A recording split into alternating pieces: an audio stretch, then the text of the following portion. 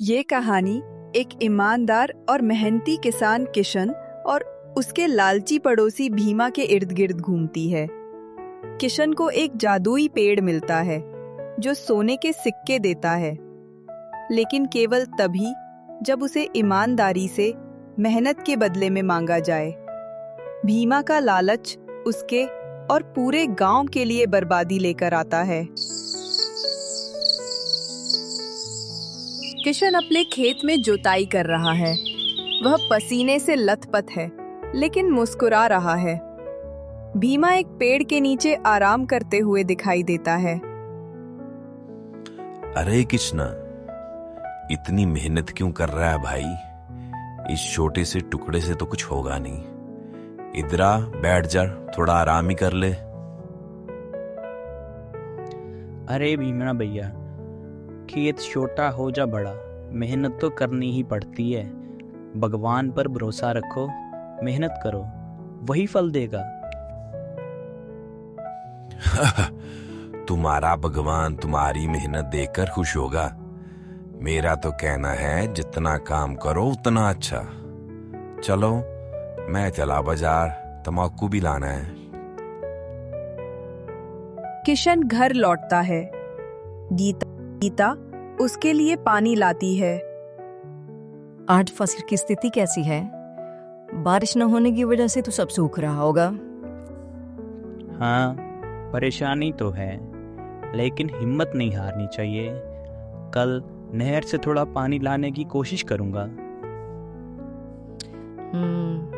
पर भीमा ने तो अपने खेत के लिए नहर का रास्ता ही बदल दिया है। उसके बाद हमारे खेत तक पानी कैसे आएगा? सरपंच जी से कल बात करूंगा। डरो मत गीता, ईमानदारी से काम करने वाले का साथ भगवान जरूर देता है। अगली सुबह किशन लकड़ियां इकट्ठा करने जंगल जाता है। वो एक ऐसे पेड़ के पास पहुंचता है जो देखने में बहुत पुराना और विशाल है। पेड़ की जड़ों के पास एक चमकता हुआ अजीब सा फल पड़ा है। वाह, यह पेड़ तो बहुत विशाल है। इतने सालों में आज पहली बार इस पर नजर पड़ी है, और इसका तो फल भी बहुत चमकीला है। वह जमीन से फल उठाने की कोशिश करता है। पेड़ से एक कोमल प्रकाश फैलता है और एक दिव्य आवाज सुनाई देती है। मेहनतकश इंसान, तूने मेरी सेवा की है। मैं एक इच्छा वृक्ष हूं। तू जो भी मांगेगा मैं तुझे दूंगा, लेकिन याद रख, लालच मत करना। केवल वही मांगना जो तूने अपनी ईमानदार मेहनत से कमाया है। अरे वाह, ये तो चमत्कार हो गया। ठीक है, तो मैं अपने परिवार के लिए 1 महीने का अनाज मांगता हूँ। बस इतना ही मेरे लिए काफी है कि हम आराम से रह सकें। तभी पेड़ की एक डाल से सोने के कुछ सिक्के टपकते हैं, बिल्कुल उतने जितने में 1 महीने का अनाज आ जाए। किशन सिक्के उठाकर भगवान को प्रणाम करता हुआ खुशी खुशी घर की ओर दौड़ता है। धन्यवाद भगवान, धन्यवाद। हे प्रभु, मैं इसका सदुपयोग करूंगा। मैं इन सिक्कों से अपने घर का राशन ही खरीदूंगा। किशन गीता को सारी बात बता रहा है और सोने के सिक्के दिखा रहा है। दरवाजे के पीछे छिपकर भीमा ये सब सुन रहा है। क्या ये सब सच है? भगवान, ये तो चमत्कार हो गया। किशन, तुमने बस इतना ही क्यों मांगा? हम एक नया घर, बैल और जमीन भी तो मांग सकते थे। नहीं गीता, उस पेड़ ने कहा था लालच मत करो। हमें जितनी जरूरत है उतना ही मांगना चाहिए। यह सिक्के हमारी मेहनत का फल है। कल हम बाजार से अनाज लेकर आएंगे। दरवाजे के पीछे भीमा की आंखों में लालच चमक उठता है। वह चुपचाप वहां से खिसक जाता है और अपने घर की ओर भागता है। भीमा अपनी पत्नी सुखिया को सारी बात बता रहा है। सुनती हो सुखिया, किशन के पास तो एक जादुई पेड़ है जो सोने के सिक्के देता है। कल सुबह मैं उस पेड़ के पास जाऊंगा और ढेर सारा सोना मांगूंगा, और हम पूरे गांव से अमीर बन जाएंगे।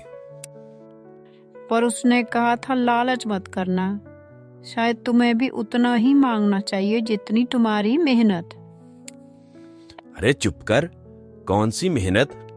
मैं तो आराम से सोने का ढेर लेके आऊंगा, फिर देखना मैं इस गांव का सबसे अमीर आदमी बन जाऊंगा। तू बस मुझे एक बड़ी सी थैली दे देना। अगली सुबह भीमा एक बहुत बड़ी बोरी लेकर पेड़ के पास पहुंचता है। वो बिना कुछ किए सीधे पेड़ के सामने खड़ा होकर चिल्लाता है, ओ जादुई पेड़, मैं आया हूं। मुझे सोना चाहिए, बहुत सारा सोना, इतना सोना कि मेरी यह बोरी भर जाए। जल्दी करो। पेड़ शांत रहता है। ओ जादुई पेड़, सुनाई नहीं दिया? सुनता नहीं है? मैंने कहा मुझे सोना दो, नहीं दोगे तो मैं तुझे काट दूंगा। तभी पेड़ से एक आवाज गूंजती है, तूने कोई मेहनत नहीं की, तू केवल लालची है, जा यहाँ से चला जा। अच्छा, तो तू मुझे सोना नहीं देगा? रुक, मैं अभी तुझे काट कर दिखाता हूं। भीमा अपनी कुल्हाड़ी से पेड़ को काटने के लिए घूमता है। वो जैसे ही कुल्हाड़ी उठाता है, पेड़ की एक डाल से एक बड़ा सड़ा हुआ फल गिरता है और सीधे भीमा के सिर पर आ गिरता है। फल फूटता है और उसमें से कीचड़ निकलता है। भीमा सोने की जगह कीचड़ में सना हुआ खड़ा है। छी, हटाओ इसे। अरे मेरा सोना कहाँ है? भीमा गुस्से और निराशा में चिल्लाता रहता है। किशन ने अपने सोने के सिक्कों से ना सिर्फ अनाज खरीदा, बल्कि गांव के जरूरतमंदों की भी मदद की है। वह सबको अनाज बांट रहा है।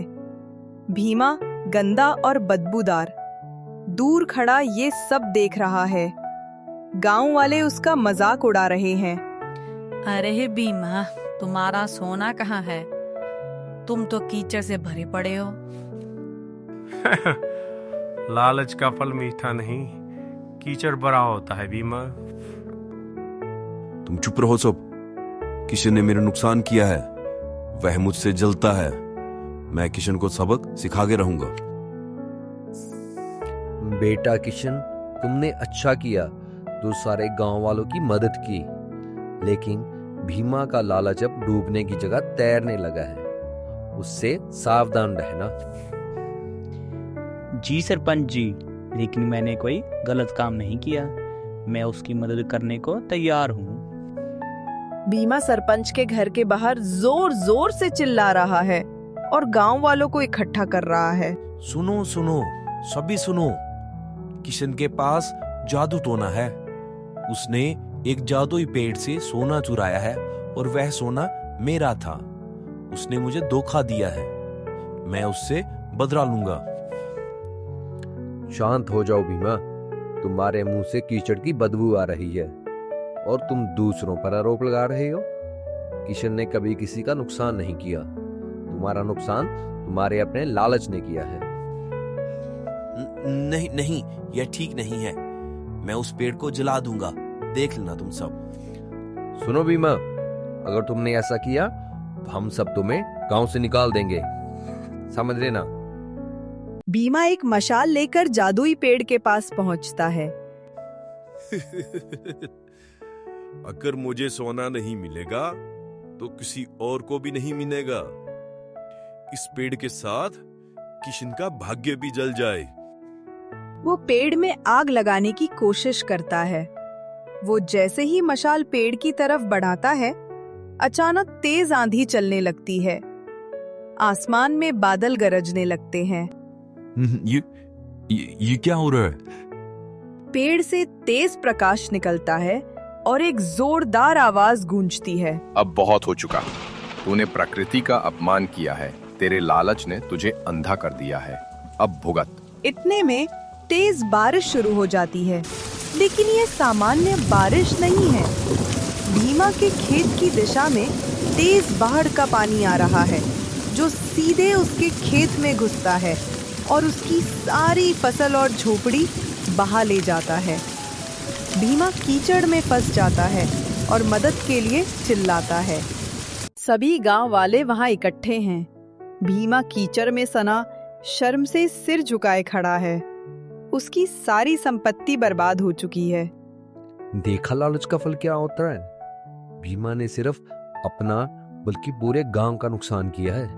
नहर का रास्ता भी इसी बाढ़ ने बर्बाद किया है। माफ कर दो मुझे, माफ कर दो। मैंने बहुत बड़ी गलती की। मेरा लालच सब कुछ बर्बाद कर गया। अब मेरे पास कुछ नहीं बचा। सरपंच जी, भीमा ने अपनी गलती मान ली है। हमें उसे माफ कर देना चाहिए। मैं उसकी मदद करूंगा। हम सब मिलकर उसके खेत को फिर से तैयार करेंगे और साथ ही नहर का रास्ता भी ठीक करेंगे। तुम सच में अच्छे हो किशन। ठीक है, लेकिन भीमा, अब से तुम्हें मेहनत से काम करना होगा, लालच से नहीं। हाँ सरपंच जी, मैं वादा करता हूँ। किशन, तुम मुझे माफ कर दो। सब ठीक हो जाएगा भीमा। आओ हम सब मिलकर काम शुरू करते हैं। और इस तरह लालच ने भीमा का सब कुछ छीन लिया, लेकिन माफी और मेहनत ने उसे एक नई जिंदगी दी।